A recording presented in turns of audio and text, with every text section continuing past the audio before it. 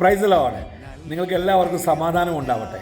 പ്രിയപ്പെട്ടവരെ, സുവിശേഷ വേലയിൽ നിങ്ങളെ ആരെങ്കിലുമൊക്കെ കൂടെ നിന്നിട്ട് ഇട്ടേച്ച് പോയിട്ടുണ്ടോ? സുവിശേഷ വേലയിൽ നിങ്ങൾ കൂടെ നിന്നുകൊണ്ട് നിങ്ങളെ ആരെങ്കിലും ഒറ്റ കൊടുത്തിട്ടുണ്ടോ? മർക്കോസിൻ്റെ മാളിക മുറിയെ നിങ്ങൾ ഓർത്ത് നോക്കിയേ. ആ മർക്കോസിൻ്റെ മാളിക മുറിയിൽ നിന്നാണ് യേശുവിൻ്റെ കൂടെ ഉണ്ടായിരുന്ന 12 ശിഷ്യന്മാരിൽ ഒരുവനായ യൂദാസ് ഗുരുവിനെ ഒറ്റുകൊടുക്കാൻ വേണ്ടി ഇറങ്ങിപ്പോകുന്നത്. ഇതുപോലൊരു അപമാനഭാരം മർക്കോസിനില്ല. അവൻ്റെ വീട്ടിൽ നിന്ന് ഇറങ്ങിയാണ് പോയത്. പലരും ഒരുപക്ഷെ മർക്കോസിനിങ്ങനെ തുറച്ചു നോക്കിയിട്ടുണ്ടാവും.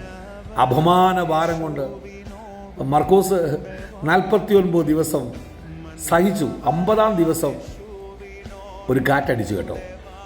ആ കാറ്റിനകത്ത് 120 പേർ അവിടെ കൂടിയിരുന്നവരുടെ മേൽ ഒരു ഭയങ്കര അഭിഷേകവും അഗ്നിനാവുകളും ശക്തിയും പകരപ്പെട്ടു.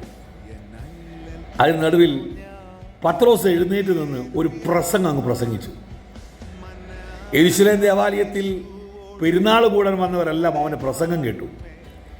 ആ പ്രസംഗം കേൾക്കുക മാത്രമല്ല, അഭിഷേകത്തിനകത്തുള്ള പ്രസംഗത്തിനകത്ത് ആ പ്രസംഗം കേട്ടവർ മാനസാന്തരപ്പെട്ടു.